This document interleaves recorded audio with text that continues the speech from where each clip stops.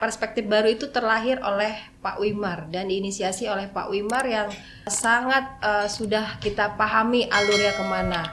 Jadi kita punya perspektif sendiri.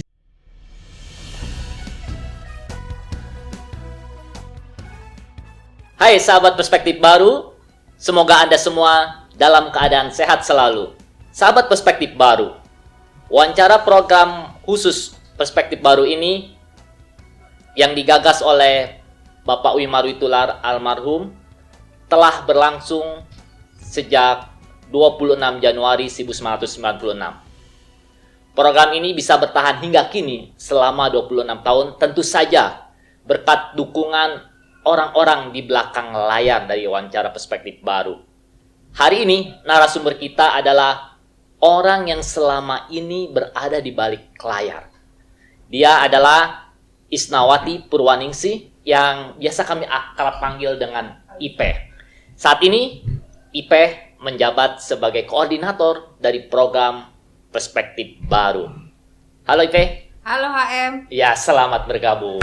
Terima kasih. Akhirnya Anda mau juga datang muncul ke muka layar kamera. Iya, karena keinginan kita bersama untuk muncul, jadi saya siap untuk muncul. Waduh. Kira-kira udah berapa lama nih Ipeh bergabung di Perspektif Baru? Bergabung itu sudah lama, sekitar tahun 2001, tapi belum pegang langsung Perspektif Baru. Jadi baru akhir-akhir ini aja. 2001 berarti kalau sekarang 2022 udah 22 tahun ya? Iya. Wih, berarti Anda sekarang udah termasuk Lolita dong? Lolos 50 tahun? Belum, saya belum 50 tahun. Itu hanya untuk orang-orang yang lolos 50 tahun. Kalau saya Lonita. Lonita tidak lolos 50 tahun. Oh, jadi kalau Anda sekarang usianya belum 50 tahun, berarti kapan tuh Anda mulai masuk di Perspektif Baru itu? Saat itu umur berapa? Kita lulus sekolah waktu itu SMK 2001. Oh, jadi saat Anda masih remaja, masih SMK ya Anda sudah Iya, bergabung? itu saya jadi kan di IMX dan YPB itu memang perusahaan Pak Wimar. Jadi saya banyak diajarin di YPB itu oleh Ibu Widya Tresna Utami. Nah, sebelum cerita lebih lanjut, coba ceritakan bagaimana awal Anda bisa masuk ke Yayasan Perspektif Baru yang menangani wawancara khusus ini, dan juga bagaimana bisa masuk ke Intermati Communication. Oh iya, awalnya saya itu pelajar SMK yang memang di sekolah diwajibkan untuk praktek kerja lapang, dan kami itu ada 5 personal diterima di Intermetrics oleh almarhum yaitu Pak Wimar. Kita mulai bekerja di situ dari pulang sekolah, boleh kerja di situ, tapi oleh teman-teman dan pegawai yang lain kalau bisa bawa baju biasa dari rumah supaya kita tidak terlihat mempekerjakan anak sekolah. Setelah itu 2001 kita mulai bekerja setelah PKL, ditawarkan kerja di situ, dan kita sanggup untuk dari pulang sekolah untuk kerja di perusahaan Pak Wimar gitu. Di situ kita banyak dibimbing oleh ibu-ibu, bapak-bapak karyawan di sana, begini cara bekerja di Intermetric, begini cara bekerja di Yayasan Perspektif Baru gitu. Jadi awalnya Anda adalah magang di Intermati Communication dan Yayasan Perspektif Baru, terus habis selesai magang Anda lanjut gitu ya, kerja di situ. Iya, ditawarkan oleh semua karyawan di situ, mau nggak kerja di sini? Oh boleh ya, anak sekolah kerja. Oh boleh silakan. Yang penting nanti pulang sekolah bawa baju dan ganti ya, oke. Waktu itu dites apa aja sih? Waktu itu cuman nggak dites apa-apa sih. Oh, kalau dites mungkin nggak lolos kali Anda ya? Lolos dong, karena kita berarti Anda termasuk anak yang pintar gitu di sekolah ya? Iya, kita punya kemampuan. Oke. Karena kita di SMK kan emang udah siap untuk praktek kerja lapang, jadi kemampuan kita untuk bekerja udah siap. Jadi semua kita dari mulai mengetik, emang biasa di sekolah juga diajarin ngetik, terus diajarin telepon. Ngetiknya 10 jari, 2 jari, 11 jari? 10 jari, karena kita di sekolah kan jurusannya itu sekretaris.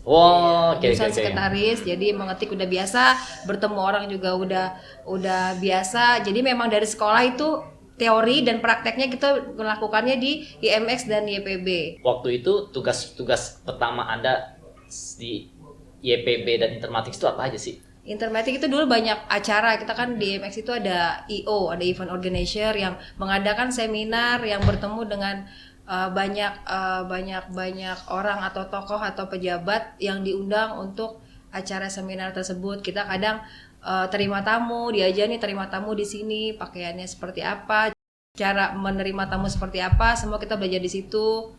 Dan pada akhirnya kita senang dan memang ini dunia kita gitu untuk kerja praktek di perusahaan Pak Wimar tersebut. Nah, setelah Anda banyak belajar, mendapatkan pelajaran, pengalaman kerja, Anda nggak merasa tertarik untuk pindah ke tempat kerja lain karena Anda udah punya pengalaman, udah punya pengetahuan? Belum tertarik pada saat itu karena kita belum banyak dapat ilmu di di perusahaan Pak Wimar, karena hanya praktek dan ilmunya belum terserap. Karena kita juga masih sekolah kan, masih SMK, waktu itu masih kecil. Jadi cuman diajarin, oh ini harus begini. Sekarang harus udah gede gitu ya? Sekarang udah gede, harus bisa menyerap. Sekarang kan Anda sudah katakanlah 22 tahun, tapi itu kan Anda masih SMK, terus lulus SMK, gabung. Nah, sekarang Anda sudah berkeluarga? Saya sudah berkeluarga dan punya 4 anak perempuan. Wah, masa? Iya. Banyak juga ya? Banyak, Pak. Waduh. Belum terlihat ya, Pak? Nah, sebagai seorang ibu dengan 4 orang anak putri ya tadi ya, anak perempuan. Iya. Gimana sih Anda bisa membagi waktu, membagi tugas antara Anda mengurus rumah tangga dan anak dengan Anda mengurus pekerjaan? Membagi waktunya itu kalau secara teori sangat mudah karena ya memang sebagai seorang ibu kan tugasnya mengurus anak, keluarga, dan pekerjaan adalah hanya sebagai kesenangan dan keinginan saya tersebut. Jadi memang dari semuanya itu mudah bagi saya karena saya mengerjakannya dengan senang. Nah, itu kan tadi secara teori mudah. Nah, kalau secara prakteknya? Prakteknya karena anaknya yang 3 ini masih kecil-kecil, paling agak susahnya kalau lagi pada berebut sesuatu, jadi membuat itu yang agak bikin kacau waktunya. Suami Anda nggak membantu Anda untuk mengurus? Pada saat pandemi seperti ini, karena suami tidak WFH, dia WFO, jadi memang saya semua yang mengerjakan. Jadi Anda tidak merasa terbebani dengan multitasking bekerja di 2 tempat gitu ya? Tidak. Sekarang Anda tugasnya apa di Yayasan Perspektif Baru untuk mengelola program ini? Saya tugasnya sebagai koordinator pelaksana, yang itu sangat asik sebagai koordinator dengan tim-tim yang sudah dimiliki oleh YPB. Sebelum kita melakukan show seperti ini, semua ada tahap-tahapnya gitu, dari mulai cari tamu, dari mulai topik apa yang akan kita Cari bahas. tamu maksudnya? Cari tamu itu maksudnya gitu ya? cari narasumber, cari narasumber itu.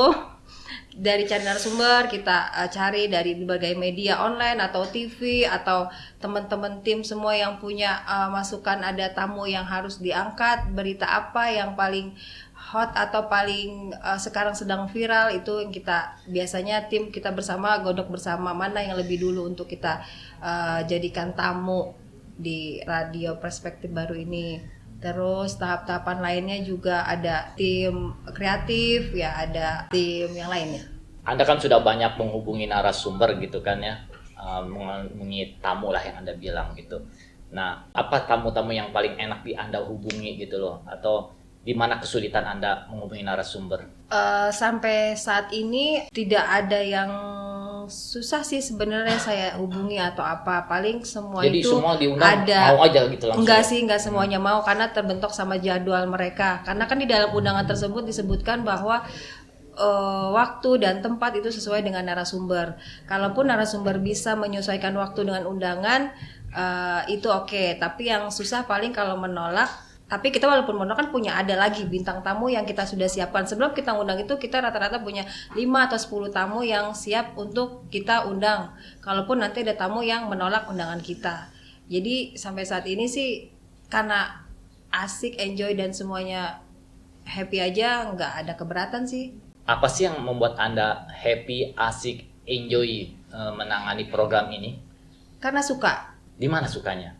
Suka menghubungi. sama karyawannya Oh, dong. Oh. karena suka berita yang kita angkat itu akan menjadi edukasi bagi orang yang tidak paham mengenai misalnya ternak ayam, apa misalnya kita tidak tahu mengenai climate change, apakah kita tidak tahu cara mendidik anak-anak, itu semua adalah tema yang memang bagus untuk kita sampaikan untuk kita edukasikan kepada khalayak umum. Nah, selama ini kan perspektif baru identik dengan Pak Wimar Witular, almarhum ya. Nah, Anda juga lama bekerja bersama Pak Wimar Witular di belakang layar. Nah, apa sih pelajaran yang Anda dapatkan dari Pak Wimar selama bekerja di Intermatik dan di Yayasan Perspektif Baru? Ya, yang saya dapat dari Pak Wimar dan teman-teman semua juga dari kedisiplinan, terus kerajinan, terus kerapihan, jujur, happy. Nah, contohnya disiplin itu gimana? Disiplin misalnya kita kalau sama Pak Wimar, kita mau berangkat makan siang ke PIM misalnya. Setengah 12 yaitu Pak Wimar 10 menit atau 20 menit sebelum kita berangkat sudah standby di mobil. Balik ke awal, kenapa sih dulu Pak Wimar itu mau menerima Anda padahal waktu itu kan Anda tadi diceritakan masih berstatus sebagai pelajar SMK atau SMA? Karena Pak Wimar tertarik dengan pelajar yang memang sudah diwajibkan untuk praktek kerja lapang. Pada waktu itu belum ada anak sekolah yang praktek kerja lapang di perusahaan. Di zaman itu yang beliau tahu adalah yang udah jenjang kuliah universitas gitu. Maka dia tertarik mendidik kita menjadi seperti ini. Nah, kalau Pak Wimar menerima, bawahannya Pak Wimar menerima juga nggak? Kita nggak tahu waktu itu gimana dapur mereka. Kita tahu saya diterima dengan teman-teman. Ya pasti aja kamu nggak tahu kan, kamu masuknya dari pintu depan. Iya. Dari resepsionis. Kalau dari belakang ya pasti tahu dapurnya. Waktu itu Anda langsung dididik langsung oleh Pak Wimar atau ada supervisor yang menangani Anda sebagai sebagai siswa magang? Tidak langsung karena Pak Wimar itu sedang sibuk. Isinya sedang sakit di Singapura, Jakarta, Singapura pulang pergi. Terus ada supervisor saya itu ada Bu Kustini, ada Ibu Widya. Nah itu yang, kita sangat takut sama mereka karena Kenapa mereka takut itu. tuh? Wah, galak tuh kedua orang itu, Bu Widya itu, Bu Kustini. Julid gimana ya? Oh, julid. Tapi dia mendidik kita untuk bisa gitu, bukan berarti julid jadinya kita bodoh gitu. Gimana sih mereka mendidik Anda sebagai siswa sehingga jadi bisa gitu? Ini cara ngetik ini seperti ini. Padahal Anda udah bisa ngetik ya? Iya, kartu nama itu kan zaman dulu kartu nama tuh sangat berharga pada acara-acara seminar atau apa tuh selalu dikumpulin. Dan dapat tuh banyak, bisa ratusan, bahkan lebih dari ratusan. Kita suruh ngetik satu-satu nama perusahaannya, terus direkturnya, alamatnya, semua kita harus di Excel, harus bisa, terus dipantau oleh Ibu Widya. Kita semua bisa mengerjakan. Karena cuma ngetik dan taruh itu gampang lah waktu itu. Nah, saat itu Anda tidak terpikirkan, wah ini ada kartu nama perusahaan ini, direkturnya ini, alamatnya ini, tidak tertarik untuk mengajukan lamaran kerja di tempat tersebut? Tidak, karena kita waktu itu sekolah pikirannya belum ini siapa sih direktur ini punya perusahaan ini, apa sih, kenapa sih gitu. Itu cuma sekedar ngetik, ya ngetik aja. Nah, dari tugas itu, kemudian tugas-tugas apa lagi selama 22 tahun hingga sekarang ini yang Anda kerjakan di radio, di program Wawancara Perspektif Baru? Iya, transkrip. Setiap acara itu kan kita memiliki transkrip wawancara. Jadi itu semua ada 3 segmen, kita dibagi-bagi beberapa orang untuk transkrip. Ada segmen 1, misalnya saya, segmen 2 ada teman saya juga dulu. Kita ada 5 orang yang magang di Intermatik, yaitu saya, Sukiman, Rani, Ari, dan satu lagi Desi gitu. Semua itu kebagian apa, ada yang transkrip segmen 1 saya, segmen 2 misalnya Sukiman, segmen 3 misalnya Desi. Nah, nanti ngetik itu misalnya Ari. Terus si Sukiman misalnya telepon untuk keperluan yang lain. Oh ya, setiap ada acara juga kita telepon-telepon untuk kedatangan acara tersebut. Misal acara seminar kan kita harus telepon tuh, mau datang, kita kirim undangan, mau datang nggak untuk acara seminar kita. Itu juga dibagikan ke kita semua. Pada saat itu, pada zaman itu sangat banyak acara seminar dan IO, sangat banyak. Makanya kita sangat terbantu dan kita juga sangat banyak dapat ilmu di situ. Apa ilmu yang Anda dapat dari Pak Wimar? Karena kan setiap wawancara pasti Anda ada di situ kan ketika Pak Wimar wawancarai perspektif baru seperti acara ini. Nah, apa yang Anda dapatkan? Cara menerima tamu itu harus dengan sopan. Sebelum kita mewawancari tamu, kita harus tahu latar belakang tamu. Sebelum kita wawancara, kita harus tahu mau ke arah mana nih wawancara ini gitu. Jadi banyak sekali ilmu yang kita bisa resap dari seorang Pak Wimar itu. Karena Pak Wimar itu emang seorang tokoh dan pernah juga jadi juru bicara presiden, pasti pasti luar biasa ilmunya yang beliau punya. Nah, Anda ketika diwawancara ini juga pembicaraannya lancar. Apakah Anda juga diajarkan oleh Pak Wimar cara menjawab pertanyaan, cara menghadapi wawancara? Iya, diajarkan kita harus pede kalau misalnya kita diwawancara, kita harus tahu mengenai ilmu luas itu apa ya disebutnya, ilmu kudu. Ilmu kudu bisa kalau ditanya. Oh, kudu bisa. Banyak. Terus kita juga kan sering melihat cara Pak Wimar ngomong dengan narasumber.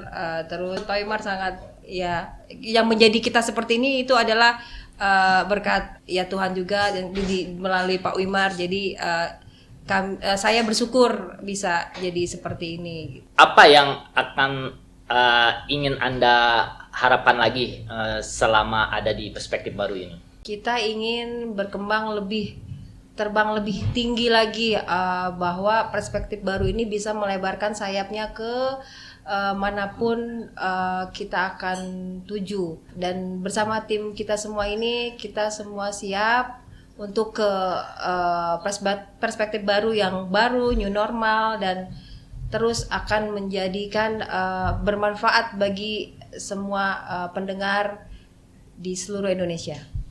Apa sih yang membedakan wawancara perspektif baru dengan wawancara-wawancara lainnya? Wawancara perspektif baru itu terlahir oleh Pak Wimar dan diinisiasi oleh Pak Wimar yang sangat sudah kita pahami alurnya kemana. Jadi kita punya perspektif sendiri. Jadi itulah kelebihan kita dibandingkan wawancara-wawancara di toko sebelah. Oke, terima kasih Ipe. Sebagai penutup saya mengingatkan setiap orang punya perspektif dan setiap orang perspektifnya menarik untuk kita ketahui. Bagi Anda yang ingin berbagi perspektif dengan kami, silakan hubungi Ipe dan kita akan menggali perspektif Anda. Sampai jumpa di wawancara perspektif baru berikutnya.